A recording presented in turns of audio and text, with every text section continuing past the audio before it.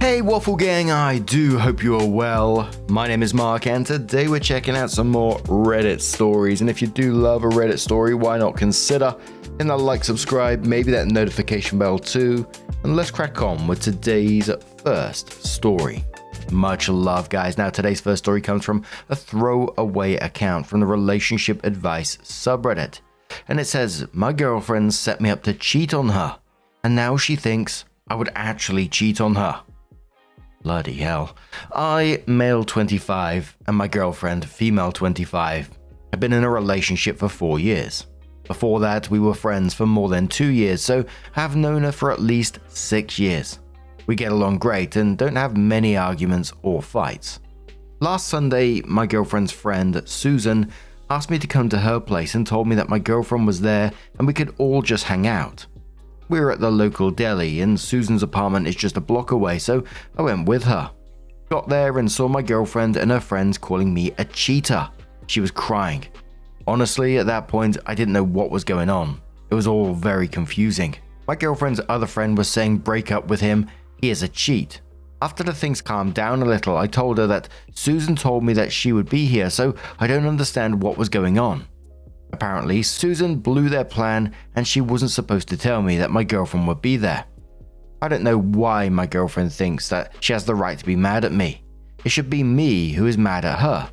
She literally tried to set me up and failed. Her narrative now is that I shouldn't have gone home with another woman. And what if Susan was lying? Susan is her best friend, and she told me that my girlfriend was there. I had no reason to suspect she was lying. Right now, she thinks that I would actually cheat on her if I got a good opportunity. Basically, she thinks I would go to some random ass woman's house that I meet. How fucking realistic. I don't think she realizes how stupid that sounds. I love her and don't want to dump her over this, but it is very stupid to set someone up to do something bad. I think I can't get past her stupid test, but what is pissing me off is that she isn't talking to me. Just says that she now knows that I have the potential to cheat. With every passing day, I'm honestly getting tired of her crap. What do you guys think? We've been in a relationship for 4 years with apparently no issues and she comes out with this. That is absolutely wild. I kind of wonder what her behavior was like in those 4 years at the same time. And for me, it's one of those ones where you just go, how do I look past that? You know, she's tried to do this to you. She's tried to set you up, tried this loyalty test, which she failed at majorly. How do you look past that in the end? Because this is her problem. She's the one with the trust problem because she's trying to set you up. And still, after she failed this test, she's trying to turn it around on you, trying to make you the problem. And you need to put the focus back on what she's done. Because again, you've done nothing. They'll tell her, you know, I'm not discussing whether I would cheat. I want to know why you felt the need to test me by manipulation after 4 years together. That's the actual problem there. I mean, even if you want to go that far, because I would seriously be reconsidering things after that kind of shit. But Peak says your girlfriend is 25 going on 15. I'd be done with anyone trying to catch me with stupid games like this. I'd be even more done at the fact that she's still fucking mad at you, even though her friend blew the plan. Sounds like she's insistent on believing exactly what she wanted to believe. Opie says it's starting to look like that, honestly. Another commenter says, everyone has the potential to cheat. We just choose not to. If your girl is being like this now, it won't get better later. If anything, it'll get much, much worse. We don't always want to do what needs to be done. And you need to dump this crazy woman. She's toxic and so are her friends. OP quoted the comment saying everyone has the potential to cheat, we just choose not to, and says exactly what I tried to tell her. Not getting through a thick noggin, probably because she is mad at me for something she made up. I can work with her if she apologizes and promises to work on it, but this is getting exhausting. 4 days later, OP came in with an update and said thank you to everyone who replied to my first post. Just a little update. It was really difficult, but I broke up with her. The way she handled the situation at first gave me the impression that I was signing up for a lot more tests if I stay with her, so I ended things. Only after she apologized and promised to never do anything like this again, and said that this is something very minor which shouldn't cause a breakup. Part of me wanted to trust her and give it a go, but I don't want to be in a relationship where I'm not certain about it. As for Susan, after this I ran into her at the deli daily, and she confessed that she was not on board with her girlfriend's plan, thus she partly messed up the plan without betraying her friends. I guess something is better than nothing, and I thanked her for it. It still weirds me out a little that I can't go to my ex-girlfriend at the time, BFF's home, when invited, whom I have also known for a significant amount of time without being called a cheater. Personally, I don't know what was going through my ex's head. Susan told me that even though she was not on board with the plan, she was the one who brought up the YouTube video about testing partners to the group, and the rest of the girlfriends decided it'd be a good idea to test it on me, as my ex was the only one in a relationship with me at the time. According to her, it got out of hand from there, and she was tasked with baiting me at the deli. Jeez Louise, guys. I don't know if it was the right decision or not, but I guess I'll find out in a couple of years down the road. Under the Floor again says to OP, what the fuck did I just read in your original post? Lord almighty, that is such schemy fuckery. You did the absolute right thing. She's 25 for fuck's sake. I truly don't understand people sometimes, and to put someone she's meant to love through this kind of shit, that's not love nor trust. I wish you all the best, and I hope that in the future you find someone who doesn't cheat playing solitaire with themselves. OP quotes the what the fuck and says, this is me trying to comprehend what just happened to me from last Sunday to now. What I still don't understand is, if she would have caught me cheating, we would have broken up. She's deceived me and we still broke up. Like if her end goal wasn't breaking up, then all of this is just stupid. Zeno says, even if your ex-girlfriend hadn't been there, I don't get what is wrong with going to hang out with your girlfriend's best friend one-on-one. Was Susan supposed to not only ask to hang out, but to also seduce you? Opie says, I don't see anything wrong with hanging out one-on-one. I've known Susan for years now. Personally, I don't get it either. Part of me is still struggling to get past the after 4 years together she comes up with this kind of shit. I mean, 4 years. She should be like talking about her insecurities, not testing him and not setting up traps. It would have been really interesting to find out her end game on this, because, you know, the test massively backfired on her in this situation. But even if she turned around to him and said, oh, you passed the test, he's still going to be stood there thinking, what the fuck she tested me for, right? Absolute wild ass logic. But what do you guys make of this situation? Let us know your thoughts down in the comments below. Let's move on to another story. Now, our next story comes from TroubledFar4543 from the True Off My Chest subreddit, and it says, I regret believing everyone when they said don't date from work. It starts, everyone suddenly believes you don't date from work. Don't shit where you eat. You're a loser to do it, but swiping pictures for hours is totally normal apparently. The judging looks you get from friends and family for telling them that you like someone from work. We've been working together for 1.5 years, and I have liked her for that same amount. I believe she liked me too. When I started telling my friends, it was a total joke to them. You don't shit where you eat. Soon, even the folks at work started saying how terrible of an idea it was because I think it was obvious that I liked her. The older generation said that I should trust them, and the female colleagues warned me about harassment. It terrified me that I would harass a co-worker, so last Christmas party, some of us decided to continue the night after the office party. She looked amazing, and she talked to me the whole evening. On our way to the bar, 2 of my colleagues warned me that this could end up very badly with her being all over me. She wasn't. She's very shy and polite, so the effort it must have taken her to want to stay close to me in spite of everyone around us. Don't waste your energy. Don't do something stupid and ruin your work environment. Monday will be awkward if you did something stupid. I ended up avoiding her at the bar. She looked puzzled, but she understood the gist and sat with the female workers instead. Then a couple of girls at the bar started to chat with us, and my colleague encouraged it. He was the best wingman. I ended up leaving with one of the girls. I felt my colleague's eyes on me when I left. She never talked to me again. She never looked at me once. She's been very polite and kind as usual when we work together, but she never looks at me. Her smile in the morning when she says good morning is not the same. Of course, it was for the best, according to the believe me I know people. But why doesn't it feel that way? The work environment I was supposed to keep safe feels unbearable now. I should have never have listened to anyone but my heart. I could always find another job, but feelings like these are hard to come by. I just wanted to vent somewhere because I can't really blame my family, friends and colleagues for my actions. I'm just bitter. P.S. Excuse my grammar, I'm Swedish. When OP said everyone suddenly believes you don't date from work, I mean, that's been like a saying ever since I started working.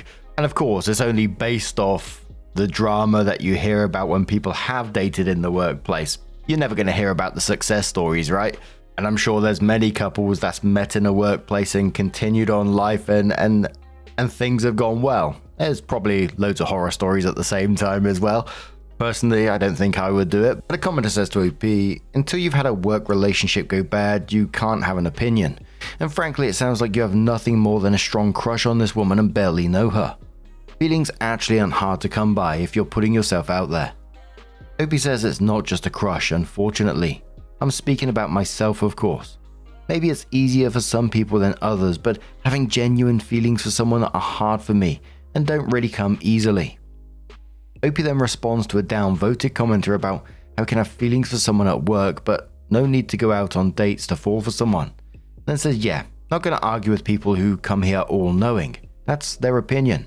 I've spent 40 hours a week working with this woman. We talk about everything, even our families and problems, hobbies and adventures and plans, or people at the office wouldn't have noticed that we are close. I haven't confessed my feelings, of course, because they're wrong according to society, but I regret it now. We could have always have tried to find new jobs or something. I regret my stupidity. A commenter says a huge number of successful and unsuccessful relationships start at work. That's relatively normal. The internet long ago lost perspective on the difference between. Something comes with risks, so be careful and mature about it. And ran straight to, that comes with risks, don't ever do it. Jobs are temporary. If things go bad for whatever reason, you have the power to leave and find a new one.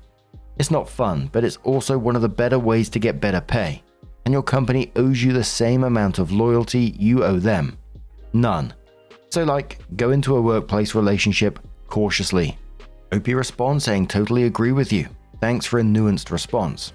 Sorry for the downvotes you're going to get because of it. You are not guaranteed a successful relationship just because it's from your workplace, so there's no difference where you meet someone. Had it worked out or not, I'd have had to find another job anyway. This is only my opinion. If it worked, I'd have wanted the relationship to continue to succeed and therefore maybe find a new job so we don't work together would have been my goal. If it didn't work, well, it would have been awkward to stay working at the same place. My point is that sometimes a woman is worth finding a new job no matter the results. Commenter says, from what you describe, it does sound as though she may have hoped that something would happen between you two. Did you sleep with the other girl that you left with? Did she also work with you? If so, then why is it okay to sleep with her, but not to get close to the colleague that you actually like? OP responds saying, yeah, I slept with a girl. No, she doesn't work with us, of course. She was just at the bar with her friends. The commenter says, you could, I don't know, talk to her? Have lunch together? You've been basically flirting and connecting for a long time. Then when it's finally off work hours, you leave with another girl in front of her. That screams, I'm not interested in you. Just ask her to eat lunch together and tell her you've enjoyed her company for a long time, that everyone told you not to ask her out, and that Christmas party, they were all over you about not asking her out. Just be honest, make it clear you were and are interested, but will completely honor her decision. OP says, I contemplated doing it just to at least apologize to her because I know she has too much self-respect to accept someone like me now. Commenter says, just ask her out for a drink. What's the issue if she likes you? She'll say yes. OP says, I was just talking to one of the guys from her department and he casually mentioned that my colleague who acted my wingman at the Christmas party asked her out right after the holidays. I've been so dumb, haven't I? Commenter replies saying, man, do whatever your heart tells you to do. I dated someone from work. I was attracted to her the minute I saw her on the first day at work when she joined our team. My desk was about 20 feet from hers. We became friends. Eventually started dating. Yes, we had some rough times, but that's because we were young and immature. I was 22 and she was 25, but we got along incredibly well. That was 25 years ago, and still together. Opie says, it was over for me the moment she smiled at me. We're 28. Commoner says, dude, you went home with someone else while your crush was there. You're an idiot. Opie said, yeah, a huge one. So Opie did come in with an update 3 days later and said hi again. So I'll just dive right into my update. I asked my colleague if we could take a walk on our lunch break because I needed to talk to her. It was the first time I talked to her since the party. She probably knew exactly what it was about. I just started by apologizing. I told her exactly what went through my mind that day and without making excuses for myself because, let's face it, I'm an adult.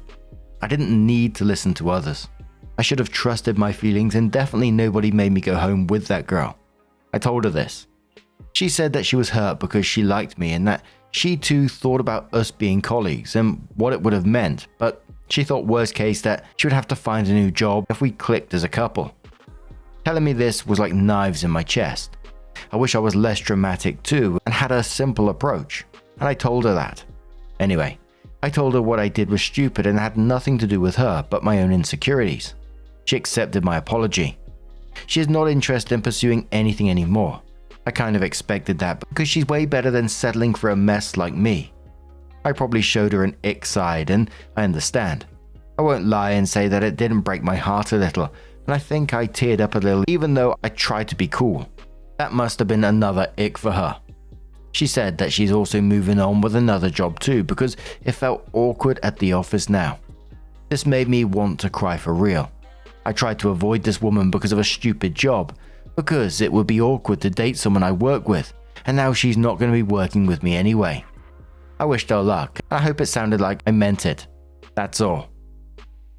Someone said to OP, it sucks, but you did the grown-up thing by admitting it and apologizing, even if it didn't end the way you hoped.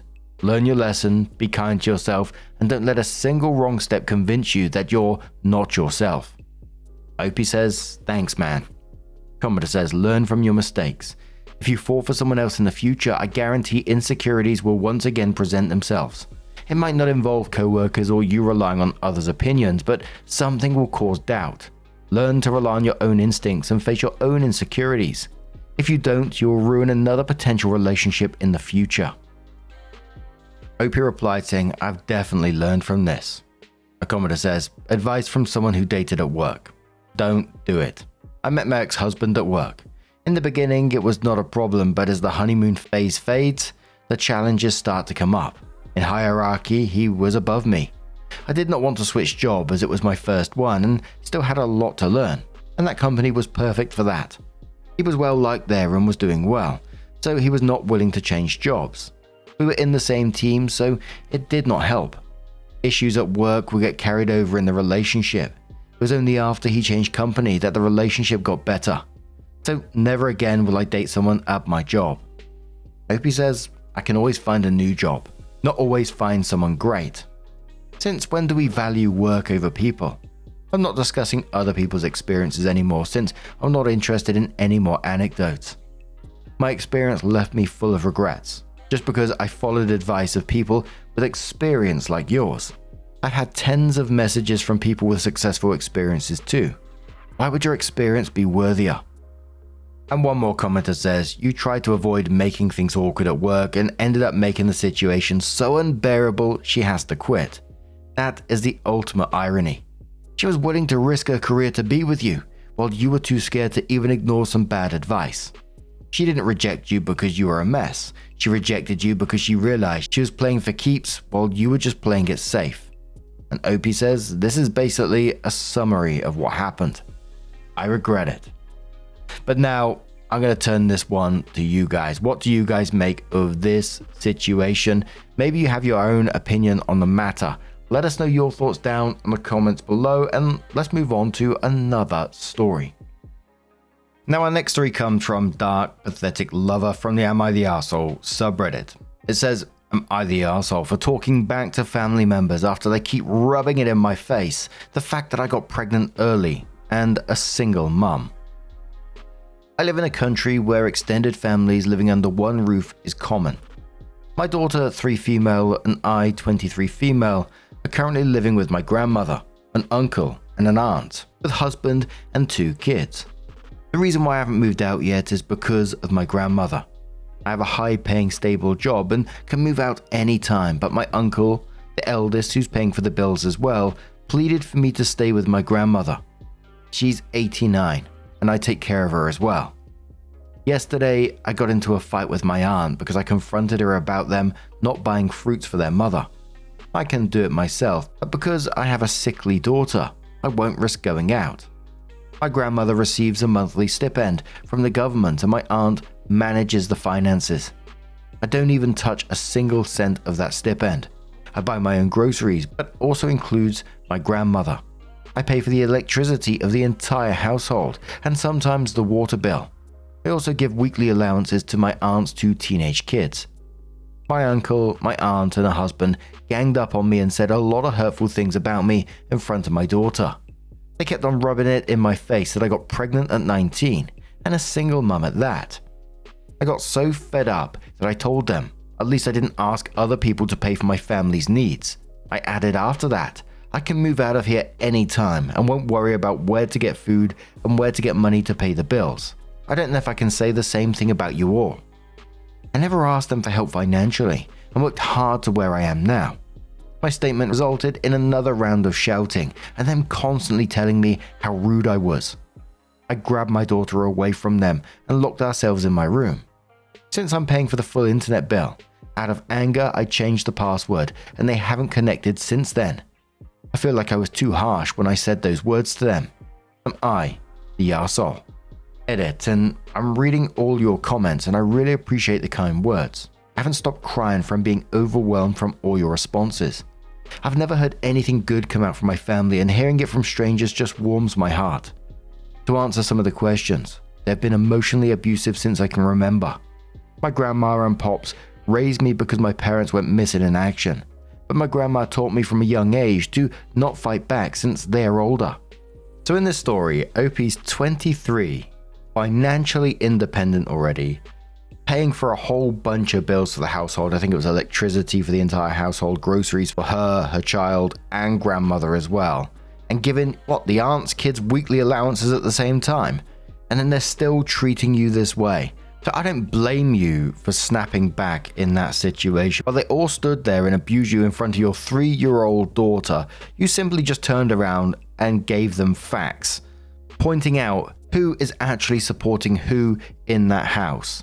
And basically, the truth hurt. And, from some of the wording in the post, I imagine there's some culture in this, but at the same time, you've built something for yourself at the moment, as I said about the financial independence and your daughter. Think about her.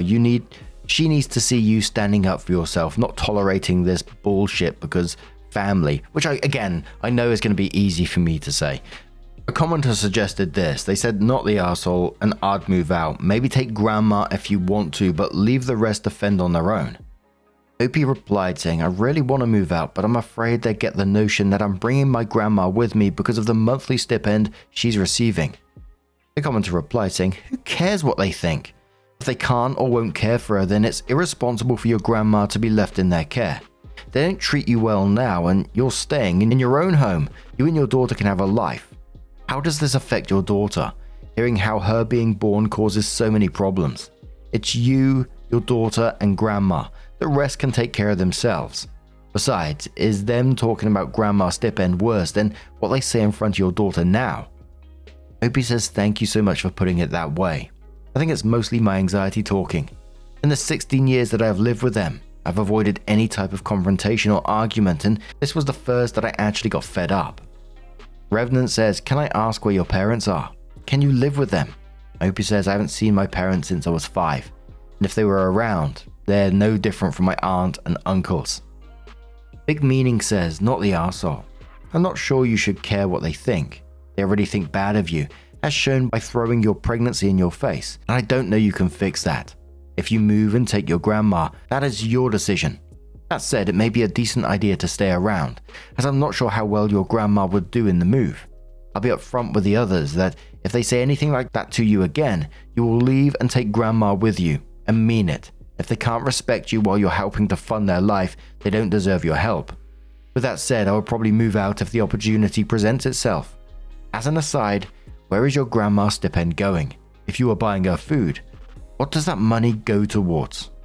Opie says that's actually one thing that's taken me forever to work on. I've been told I was a pushover, and I guess this is the reason why they get to do this to me easily. And I actually have no idea. I avoid any confrontation about the stipend because it might cause a lot of trouble. In US dollars, they only spend like $80 out of the $600 stipend my grandma receives. I don't want to assume anything about them pocketing the money. This is also the reason why I include my grandma in the budget when I do my own groceries. Another commenter says, not the arsehole. You should not be giving your aunt's teenagers an allowance. That is her responsibility. Opie says, I know, but I pity my cousins. They didn't have enough money to go to school, and I can't live with the guilt knowing that I have money and I didn't share it with them. I'm your only hope reply saying, money to go to school? Opie says, fair. We live pretty far from school and we don't have buses, so they have to commute. Opie also says, I live my whole life around these people. The reason why I'm afraid of confrontation because I live in an Asian Hispanic household where confronting your elders means disrespect. I'm severely anxious, and I also avoid confrontations because I have a 3-year-old. These so-called people are her children. By law, they have more say over my grandma's money over me. If I bring this to court, I'm most likely going to lose. I know it isn't right. That's why I try to compensate it by including my grandmother when I do my own groceries. So it was 5.5 months later that Opie came back in with an update and says, I couldn't believe my original post was 5 months ago. People have been messaging me since then and have been asking me about what happened after. A lot has happened since then, and you guys, it took me 5 months before I was finally able to move out of my childhood home. Back to the incident. I kept my cool after that day and stopped talking to them altogether up until now. A lot of things unfolded from there, and plot twist, my aunt's daughters who I was giving money to were just using me. Surprised, but not totally surprised. How I found out? One of my cousins, the older one, borrowed my laptop for schoolwork a couple of weeks after the incident and logged into Facebook. My mum called out for her in the middle of working on my laptop and forgot to log out. The page was on her timeline, and all her posts were set to exclude me. She was posting all sorts of shit posts about me, telling all her Facebook friends about how I was using my grandmother's money to buy all sorts of stuff, how I was physically and emotionally abusing them, how I was such a slur for being a single mum. I got pregnant at 19 and I'm 24 now. All my other cousins not living with us chimed in, and all this time I was wondering why no one was talking to me anymore. I pretended I didn't see it and acted normal, even though I wanted to confront them about it. But what I did was stop giving them allowances. I worked extra hard for the past 5 months, endured the nasty comments they tell me from time to time, and was able to come up with enough money to add to my savings, and I bought my first studio condo unit. I had a long talk with my grandmother that involves lots of tears and snot, but in the end, she decided to stay with her children.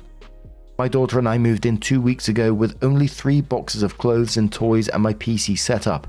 I was emotional because I finally had the courage to get out there, breaking the cycle of emotional and physical abuse. I also just want to say, I was never the arsehole. I should have known that from the start. I'm all settled in my new home right now, with my 4-year-old and a puppy, something I wanted ever since I was a kid.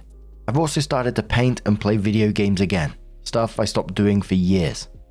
And I also want to say thank you to all the kind words from my original post. Your kind words had a huge positive impact on me. TLDR, I'm happy now. And edit. Thanks all so much for the comments and awards, though I have no idea how they work. Your well wishes are making me tear up in the middle of the day. I'll find time later tonight to reply to everyone's comments. I didn't do anything to my cousin's Facebook, even though I'm very upset with what she did and that she's been doing. This is something I can never do. I've decided to just let them think whatever they want to think about me. The truth will come out eventually, and nothing else matters except for what my daughter thinks about me. And oh my god, I didn't realize how nice it is to have a puppy. I hope I don't end up adopting 10 more. And there were some comments that Opie was replying to on the back of this. The first one, this was a deleted and a downvoted user, I want to point out, but Opie did reply to it. It said, I read the whole thing. I can't find one line of text that indicated she was being abused. I'll tell you what abuse is. My pops and me used to fist fight if I touched the thermostat 1 degree too high. if I ate good cold cuts and not the great value salami. It was basically a guarantee I'm getting something thrown at my head. I think everybody's family is critical of our shortcomings, but that is no reason to just tune out and cut them off. She already made her child a half orphan. What now? She'll grow up without extended family, aunts or cousins or uncles. It's like she's addicted to losing people that care about her. Being alone is long and a sad life. I hope this poor girl rekindles their relationship before her family is really broken up beyond repair. Opie replied saying, "Hi, just want to clarify. I grew up in an Asian/Hispanic household. I started working when I was 16 and did not ask even a single peso from my family when I got pregnant. You and your pops got into a fist fight. I never got the chance to fight back. I literally was living in a household of emotional and physical abuse my entire life, and 5 months ago was the first time I blew up and lost my cool. Why would I stay in a household that never helped me in the first place? I'm not addicted to losing people that cared for me, because they never cared at all. I may be alone, but I'm happier alone with my daughter than being surrounded by fake, shameless, toxic family members." A commenter asks, "How did your uncles, aunts, and cousins react to you moving out and no longer supporting them? Congrats on the big move and puppy." Opie says they tried to guilt trip me about leaving my grandmother alone and not supporting her anymore. She's never going to be alone and she has monthly government pension. They said lots of nasty things that hurt a little, but I didn't say anything and left them fuming. One neither here or there says, "So happy for you and your daughter. These shameless users will surely be on your doorstep sooner or later and try to manipulate you again. Please remember their behavior and remind them that, after all, you abused them, used the government stipend, buying stuff selfishly, etc. So would that kind of person help them now? Hard no." Opie says, "I definitely learned my lesson now. I've been a pushover my whole life and will not let them continue doing it. I will only help if it's for my grandma, and I will never give them any money at all." And one more commenter says, "Just gotta say, puppies are awesome. So are adult dogs, but man, they just love you unconditionally. Plus, petting a dog has been shown to decrease your blood pressure. So they are good for your health. Good luck for you and your daughter." Opie says the three of us sleep together, so it helps with a lot of things, definitely. Damn, that downvoted commenter absolutely rubbed me the wrong way in this situation. And, don't get me wrong, I feel for that person at the same time, because having your dad throw things at your head is just, absolutely fucking brutal, right? But that doesn't sort of lower the threshold for what counts as abuse. That's not how it works. I mean, look what Opie went through: years of emotional abuse, financial exploitation as well. She got family talking shit about her online while she didn't know about it for all these years. Well, she's literally funding their lives. Just because she didn't go through something physical doesn't make her abuse any less real. But turning it back to OP, 24, thriving with a daughter and puppy in her own place that she earned, both breaking the cycle of what's happened here. That's absolutely amazing. And your daughter gets to grow up watching her mum refuse to accept that kind of mistreatment. That's amazing. But what do you guys make of this situation? Let us know your thoughts down in the comments below. And just a huge thank you for being here today, getting involved in the stories, your love, your support, your time. It always means the absolute world to me. So thank you so much for being here. Truly, it's absolutely amazing. And hopefully I'll see you in the next one. Take care and much love.